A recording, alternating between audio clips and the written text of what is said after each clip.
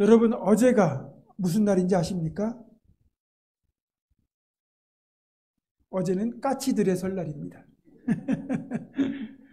그리고 오늘은 복된 주일이면서 음력으로 우리 민족의 명절인 설날입니다.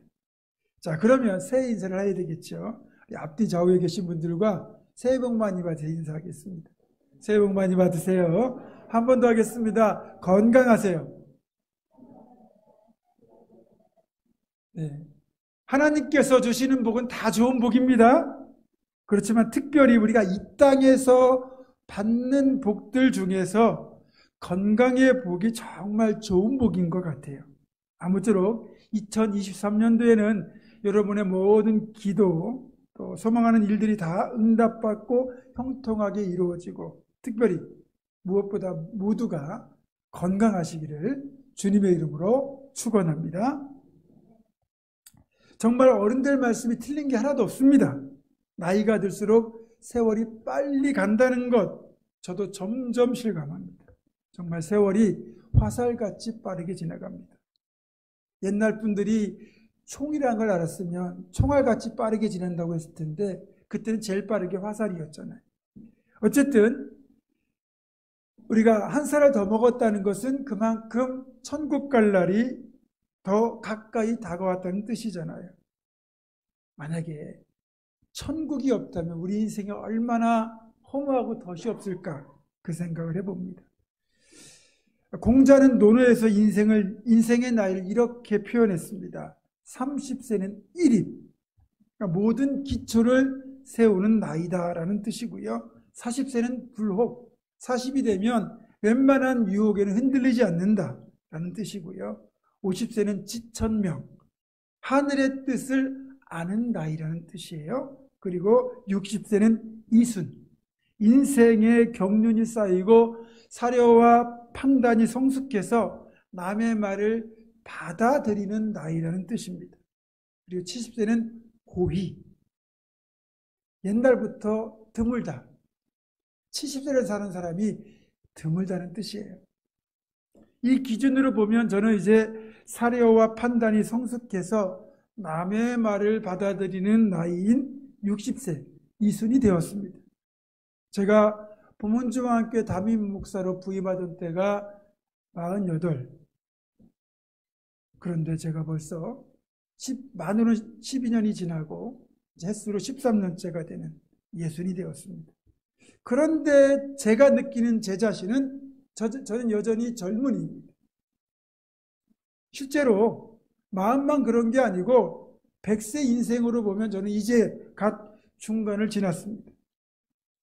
어쩌면 인류 역사 속에서 평균 수명의 가장 긴 시대를 살고 있는지도 모릅니다.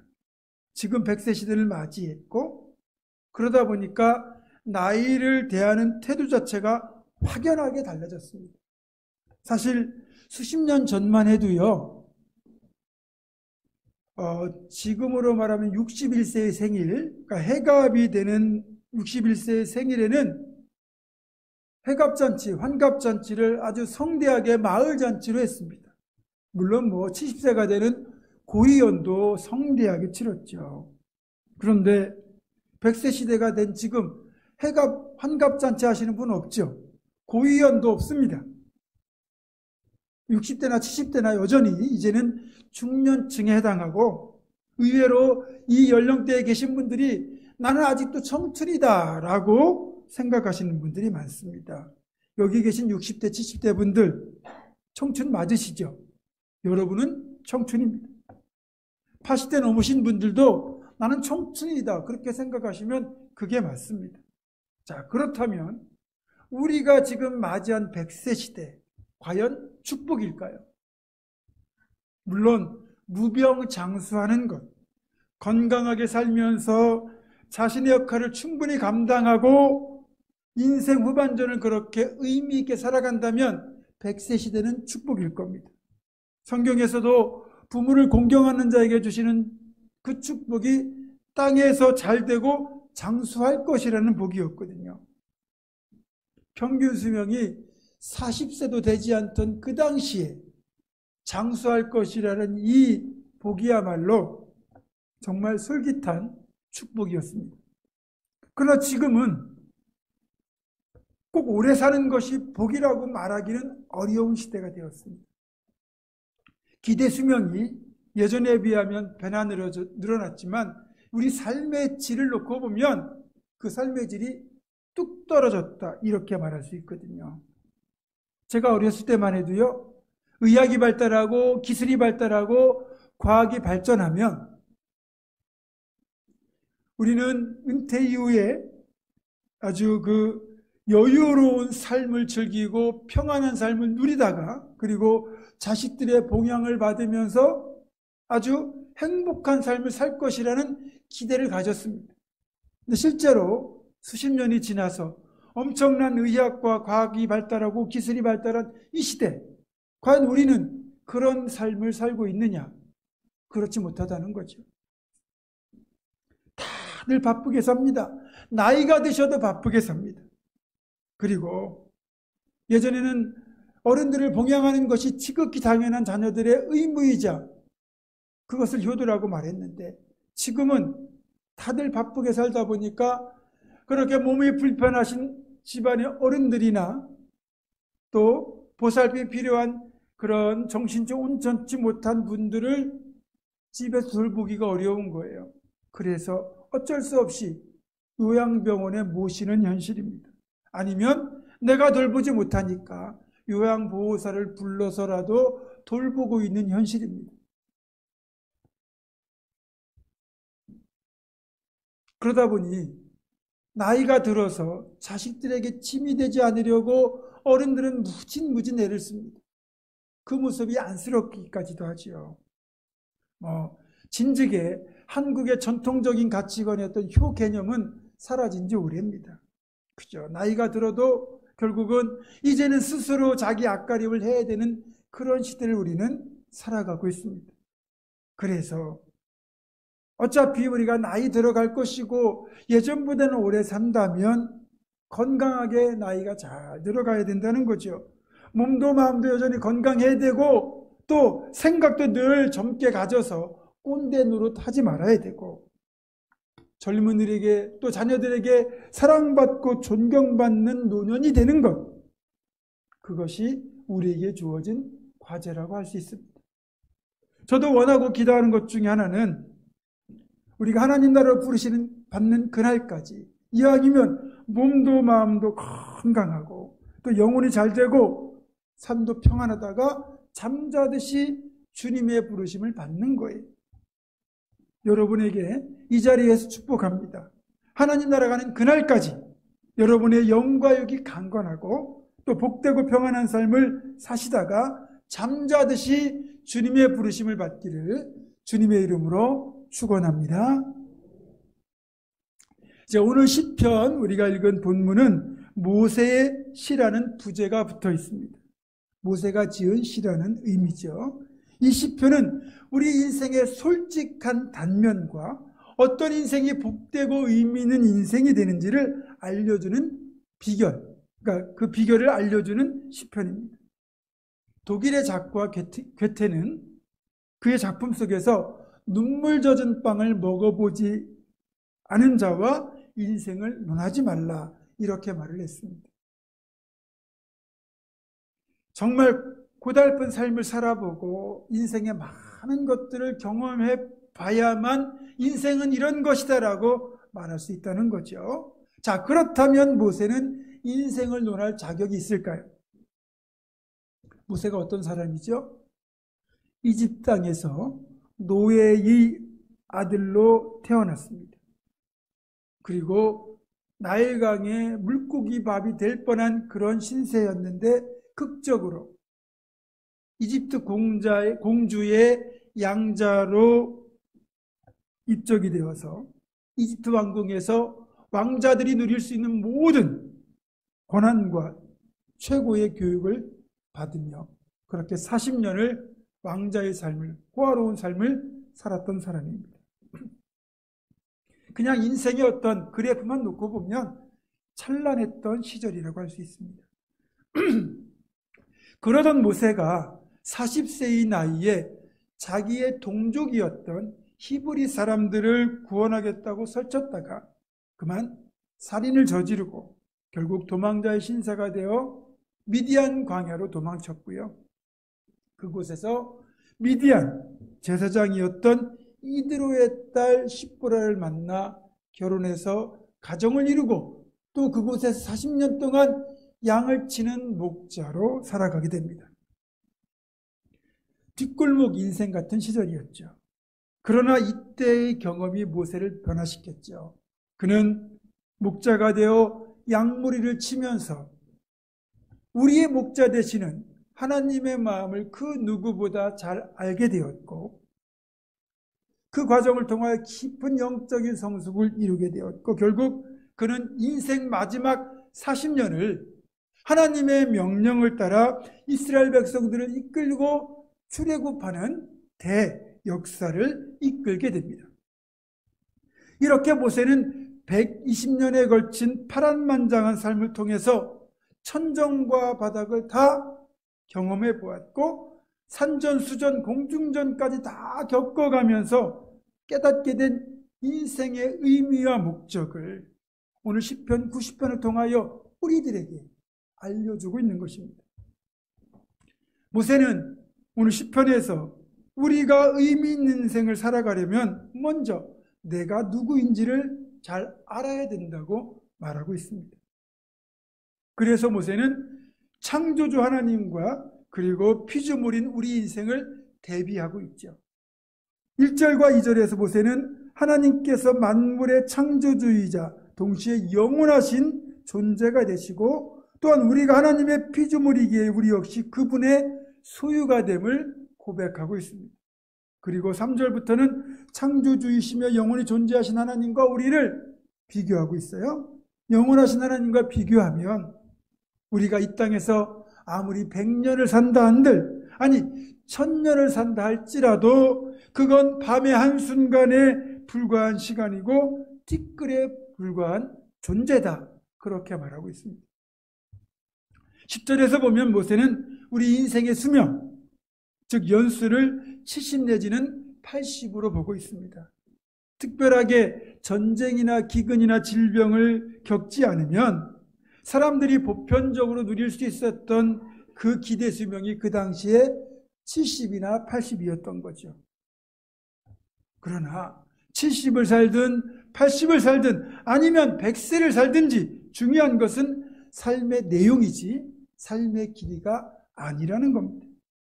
영원이라는 관점에서 볼 때는 하루나 1년이나 100년이나 1000년이나 만년이나 아무런 차이가 없는 짧은 시간일 뿐이라는 겁니다. 그래서 모세는 우리 인생을 마치 돋는 풀과 같다고 말합니다. 여러분, 풀은 아침에 꽃이 피어 자라다가 저녁에는 그 꽃이 시들어 마르고 그리고 그 푸르름이 영원할 것 같지만 길어야 몇 달입니다. 봄이 되면 들판과 숲이 초록으로 바뀌죠. 그리고 그 푸르름이 영원할 것 같지만 여름이 지나고 가을이 되고 찬바람이 불면 그 무성했던 잎과 그 꽃들도 결국은 다 떨어지고 낙엽이 되고 맙니다. 정말 덧없어 보이는 그 풀과 같은 그 삶, 그것이 바로 우리들이라는 거죠. 그래서 모세는 10절에서 단적으로 이렇게 선언합니다. 우리의 연수가 70이요 강건하면 80이라도 그 연수의 자랑은 수고와 슬픔뿐이고 화살처럼 신속히 날아간다라는 것입니다. 한마디로 말해서 하나님과 우리 사이에 존재하는 절대적인 간극이 있는데 그것이 바로 영원과 유한, 전능한 존재와 소멸하는 존재라는 결정적인 차이가 존재한다는 거죠. 게다가 하나님은 심판하시는 존재인데 하나님의 심판대 앞에 서게 되면 우리의 연약함과 은밀한 죄악까지도 다 알고 계시기 때문에 그분 앞에는 어떤 것도 그 어느 것도 숨길 수가 없다고 말합니다. 8절과 11절입니다. 주께서 우리의 죄악을 주의 앞에 놓으시며 우리의 은밀한 죄를 주의 얼굴빛 가운데에 두셨사오니 누가 주의 노여움의 능력을 알며 누가 주의 진노의 두려움을 알리이까. 이 말씀처럼 하나님께서 속속들이 낱낱이 우리 행위를 다 알고 계시기 때문에 만약에 우리가 행한 대로 심판하신다면 하나님의 진노를 견딜 수 있는 사람은 아무도 없다는 겁니다. 이건 아주 중요한 겁니다. 하나님 모든 행위를 알고 계시고 그 행위대로 심판하신다는 사실을 우리가 분명히 알고 인식하고 있어야 감히 하나님을 속이려는 시도를 하지 않게 됩니다. 근데 사람들은 그걸 몰라요. 어두운 곳에서, 아무도 보지 않는 곳에서 어떤 일을 저지르면 감쪽같이 행했다고 착각을 하죠. 그러나 하나님은 다 보고 계신다는 거예요. 다 알고 계신다는 거예요. 그래서 제가 가진 한 가지 원칙은 적어도 하나님 앞에서만큼은 정직하자, 이겁니다. 저는 하나님께 기도할 때 절대로 제 속마음을 감추지 않습니다. 저의 솔직한 감정, 내가 누구를 미워하고 시기하고 질투하는지, 심지어는 내면에 은밀하게 자리 잡고 있는 욕망까지도 하나님께는 정직하게 오픈하고 그 적나라한 모습으로 하나님을 대면합니다. 하나님께만큼은 솔직히 아뢰고 또 솔직히 묻기도 합니다. 적어도 내가 알고 믿는 하나님만큼은 내 죄악을 훤히 들여다보시며 나의 은밀한 죄악도 하나님의 얼굴빛으로 드러내실 수 있는 분이기 때문입니다. 다윗도 이 사실을 알았기에 시편 51편에서 간절히 부르짖는 기도 중에 하나가 자신의 정직한 영을 새롭게 해달라는 것이었어요. 시편 51편 10절입니다. 하나님이여 내 속에 정한 마음을 창조하시고 내 안에 정직한 영을 새롭게 하소서. 여러분 반드시 기억하십시오. 하나님은 모든 것을 아시고 보시고 헤아리시고 심판하시는 분이십니다.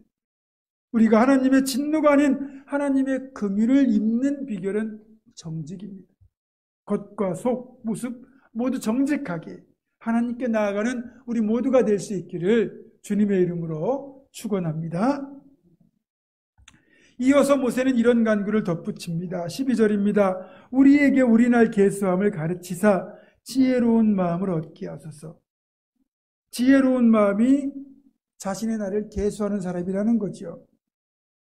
어느 화창하고 따스한 봄날 하루살이가 메뚜기를 만나서 친구가 되어 너무나도 멋진 하루를 보냈습니다. 저녁이 되어 메뚜기가 헤어지기 전에 하루살이에게 오늘 너무너무 즐거웠어. 우리 내일 또 만나자. 그렇게 말을 했습니다. 그러자 하루살이는 내일이 뭐야? 라고 물었습니다. 하루살이는 오늘만 사는 존재였기 때문에 내일이 뭔지 몰랐고 내일에 대한 관심조차 없었습니다. 그런데 이 하루살이처럼 정말 영혼에 대한 관심 없이 그저 오늘만 살아가는 사람들이 있습니다. 반대로 영원히 살 것처럼도 착각하며 살아가는 사람들도 있죠. 오늘만 사는 사람도 문제가 있고 또 영원할 것으로 착각하는 사람도 문제가 있습니다. 분명한 건 우리의 인생이 영원하지 않다는 것과 또 인생의 종말이 갑자기 닥쳐올 수 있기 때문에 12절의 말씀처럼 우리의 남은 날 인생의 날을 계수하며 사는 인생이 진정 지혜로운 인생이라고 모세는 말하고 있는 겁니다. 자, 여러분 남은 날을 계수한다고 생각해 보세요. 우리가 그렇잖아요. 살림을 사시는 주부께서 생활비를 계산하고 있는데 이 생활비가 얼마 남지 않았고 살아갈 날들은 월급날은 멀리 있습니다. 그럼 어떻게 해야겠습니까? 아끼고 절약해서 어떻게든 월급날까지 그렇게 생활할 수 있는 그 방법을 찾아내지 않겠습니까? 마찬가지로 우리에게 남은 날을 계수할 수 있다면 우리 스스로 나태해지는 것도 방지할 수 있고 또 그냥 본성대로 막 살아가는 것도 막을 수 있고 그리고 영원한 삶을 선물로 주시는 분이 하나님이시라는 걸 생각하면서 이 땅에 남은 날 동안 정말 그 삶을 뜻깊고 복되게 살아낼 수 있게 됩니다. 그게 인생의 날을 계수하는 사람에게 주시는 은총이에요. 현역으로 군대를 다녀오신 분들은 어떻게 하는지 모르겠는데, 제가 84년도에 이제 14개월 방위 복무를 할 때 저희가 가지고 있던 문화가 있습니다. 저희는 이제 부대에 모여서 생활하는 그런 경비대 방위였는데, 저희들은 이제 전역할 날로부터 100일이 딱 남게 되면 이제 막 이제 부대에 배치된 그 신참을 하나 정해가지고 아침마다 출근하면 이제 충성 100일 남으셨습니다. 그 다음 날에는 또 처음으로 다시 만나게 되면 99일 남으셨습니다. 이렇게 이제 하도록 하는 관행이 있었습니다. 그러면서 이 날짜가 하루하루 줄어들어가는 즐거움을 누렸던 것이고, 그걸 해야 되는 신참은 너무너무 부러웠겠죠. 그런데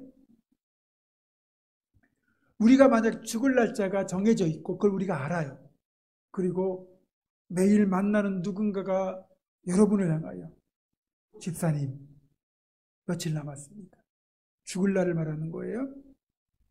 권사님 며칠 남았습니다. 그렇게 말할 때 여러분 기분이 어떨까요? 뭔가 두려운 마음이 들지 않겠습니까? 그리고 그 말을 들으면서 우리는 절대로 대충 살아서는 안 되겠다, 그런 생각을 하지 않겠어요? 실제로 로마의 지혜로운 어떤 황제는 신하로 하여금 황제시여 당신은 죽습니다라는 말을 매일 아침에 외치겠답니다. 그래서 황제라는 자리가 주는 교만과 안일함을 벗어날 수 있었다고 하지요. 제가 작년 12월 11일 주일 설교에서 사울왕의 죽음을 다루면서 메멘토 모리와 아르스 모리엔디라는 두 가지 라틴어 단어를 언급한 걸 기억하실 겁니다. 간략하게 설명하자면 두 단어 모두 죽음과 관련된 것인데, 메멘토 모리는 네가 죽을 존재임을 기억하라, 또 아르스 모리엔디는 죽음의 기술이라는 뜻이에요. 두 단어 모두 우리가 필멸의 존재라는 것, 따라서 죽음이 자신에게 닥치기 전에 이 땅에 남은 인생을 복되고 의미 있게 잘 살아내라, 그런 의미를 담고 있는 말들이라고 했습니다. 그때도 제가 예시를 들었지만, 그래서 경건한 신학자들은 종종 책상 위에 자기의 누군가의 해골을 놓아두고 그걸 보면서 내가 죽을 존재임을 기억하며 남은 날을 계수하며 살았고, 또 어떤 수수사들은 잠에 들 때 가끔은 관 속에 들어가 잠을 청함으로써 내가 죽을 존재임을, 그리고 나에게 매일매일 새롭게 주어지는 이 하루가 얼마나 큰 은총인가를 늘 기억하며 살았다고 하지요. 그런 사람들이 삶을 대충 살겠습니까? 최선을 다해 살겠죠. 여러분도 실제로 여러분이 죽을 날이 가까웠다는 걸 안다면 어떻게 사시겠습니까? 싸우겠습니까? 미워하겠습니까? 상처 주겠습니까? 사랑하며 살기에도 부족한 시간인데 왜 싸우고 미워하고 상처를 줍니까? 우리에게 주어진 이 하루가 만약에 내 인생의 마지막 날이라면 여러분은 이 하루를 어떻게 보내시겠습니까?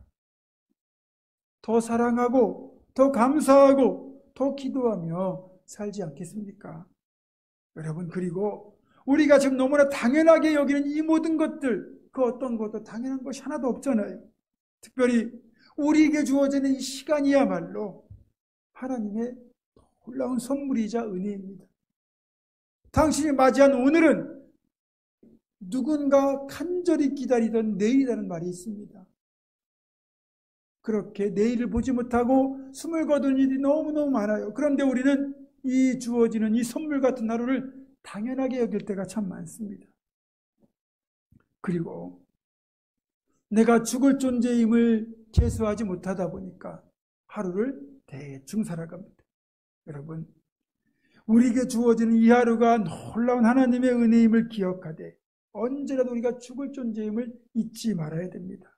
무엇보다 자신의 인생의 날수를 계수할 줄 아는 사람은 내가 영원히 사는 존재가 아님을, 유한한 존재임을 기억하기 때문에 인생의 의미를 날마다 점검하지요.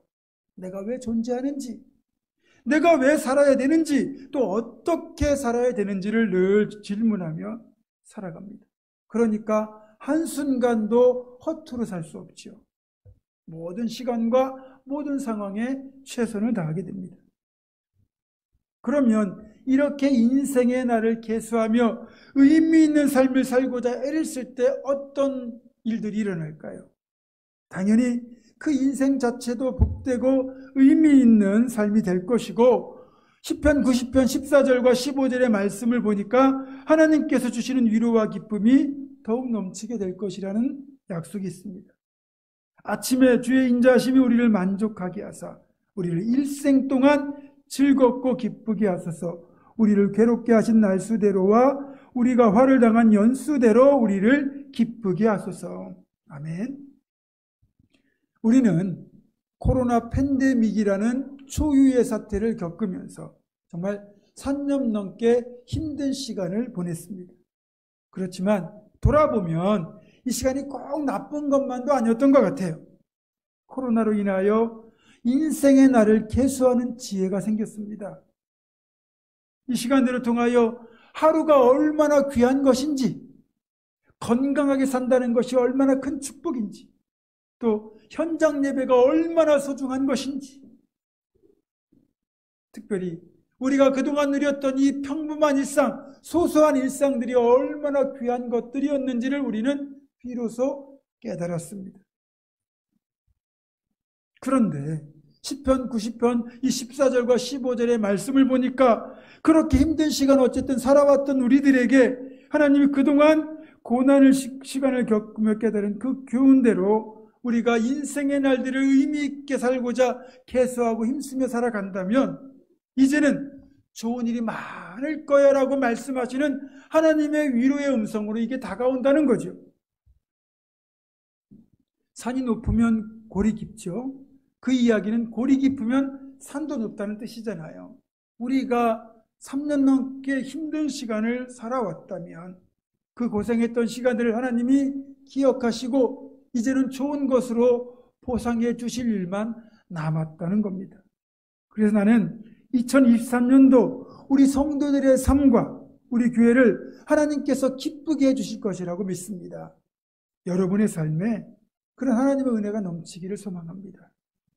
말씀을 맺습니다. 사랑하는 성도 여러분, 반드시 기억하십시오. 지금껏 살아온 인생의 지나온 날들을 한번 돌아보시고 또 앞으로 여러분에게 주어지는 매일 만나게 되는 새로운 그 하루들, 그것들을 계수하시며 허투루 보내지 마십시오. 날마다 남은 날을 계수하는 그 마음으로 정말로 가치 있고 의미 있는 시간들로 하루하루를 채워가시기 바랍니다. 그렇게 우리의 날들을 지혜롭게 계수하면서 또 하루 그리고 또 하루를 최선을 다해 살아가면 이제 우리를 기쁘게 하시려는 하나님의 놀라운 손길이 우리 삶에 선하고 복된 것들로 가득가득 넘치게 채워주시는 그런 2023년이 될 것입니다. 저 여러분이 그렇게 날들을 계수하며 하나님 주신 놀라운 은총 속에 2020년들을 복되게 살아가시기를 주님의 이름으로 축원합니다. 기도하겠습니다. 우리를 지으신 창조주 하나님, 유한한 우리지만 영원하신 하나님을 꼭 붙들고 우리 인생의 날들을 계수하는 지혜를 갖게 하시고 우리에게 주시는 하루하루를 소중한 선물로 여기며 최선을 다하여 살아내게 하시고 그런 우리를 복과 은혜로 기쁘게 해주시는 2023년도 되도록 도와주시옵소서. 주 예수 그리스도의 이름으로 기도드립니다. 아멘.